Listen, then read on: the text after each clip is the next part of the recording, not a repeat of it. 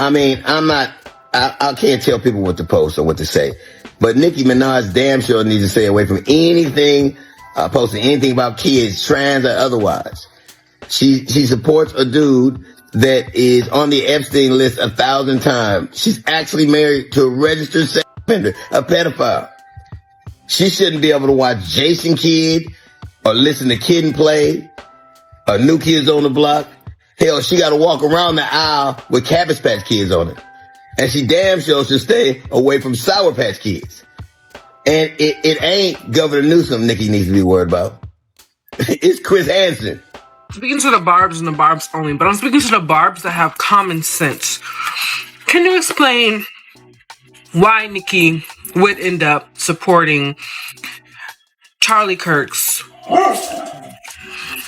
wife and his legacy and go on and why is she taking this whole turn with Trump and stuff? Can you just explain to me why?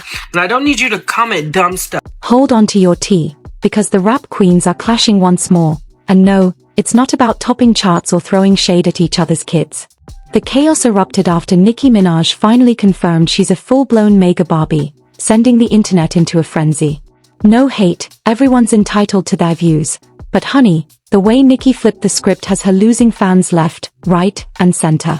Of course, her haters are thriving on every meltdown, and naturally, Cardi B is living her best life watching it unfold. Sources whisper that Cardi always knew this train wreck was coming for Nicki, and apparently, it all ties back to Nicki's husband. But is there truth behind the chaos? Let's dive in, fast and spicy. I have the utmost respect and admiration for our president.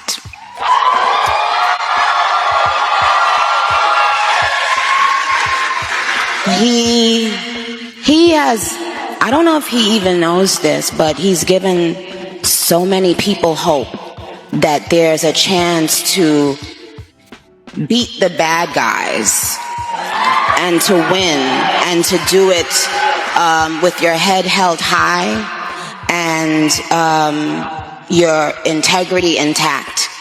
So, I'm sure you've peeped that Nicki Minaj has been dipping her toes into politics lately. She's basically flaunted herself as a Trump supporter, which is wild, considering that back in 2020, Nicki dragged Trump's anti-immigration stance and swore she wasn't hopping on his bandwagon. She even called him out as the ultimate example of misogyny in the entertainment world, the kind of guy who surrounds himself with young women just to feel powerful and cool. Run our company the same way and be the same way. Oh, evil. But Donald Trump, he gets to hang out with young and have 50 different wives and just be cool. Oh, Donald, we love you. Donald Trump. But when I mean, this is the same Nicki Minaj who dropped a freestyle remix roasting Trump back in November 2016, just a month after he snagged the presidency. And now? She's out here claiming he's the best thing to hit America since McDonald's. We even spotted her cozying up to MAGA when she spoke on Christian persecution in Nigeria. But the barbs rushed to defend her, insisting she was just voicing a cause close to her heart. And let's be real, this wasn't the first time Nicki showed love for Nigeria. Things got messier when Nicki dragged Gavin Newsom after California passed a law letting schools keep secret a student's chosen name or pronoun from parents, basically protecting kids in gender identity crises who aren't ready to come out at home. Gavin's known for championing trans rights, but no sooner was the law passed than Nicki went on Twitter to voice her hot take. Imagine being the guy running on wanting to see trans kids. Not even a trans adult would run on that. Normal adults wake up and think they want to see healthy, safe, and happy kids. Nicki Minaj basically dove headfirst into an already sizzling debate. Conservative parents were fuming, insisting they should have a say in every little thing involving their kids, especially something this serious, while the other side argued some kids weren't safe at home, making the law a necessary shield. Yet the barbs still found a way to defend her, claiming she was only looking out for parents since she's a mom herself and wants to be involved in her son's life. But honey, everything shifted when Nicki strutted into the Turning Point USA Memorial in Phoenix, all smiles. She snagged a guest speaker spot while other black creators affiliated with Turning Point USA were conveniently snubbed. With Candace Owens stepping back from the organization, They clearly saw Nicki as the perfect celebrity face to pull more of the black community onto their side. But what it's shown me personally is sometimes, even in the worst feeling times in your life, you think that you're never going to come back from it. But you do. And our president shows that. He's been through every single thing a person could be through publicly.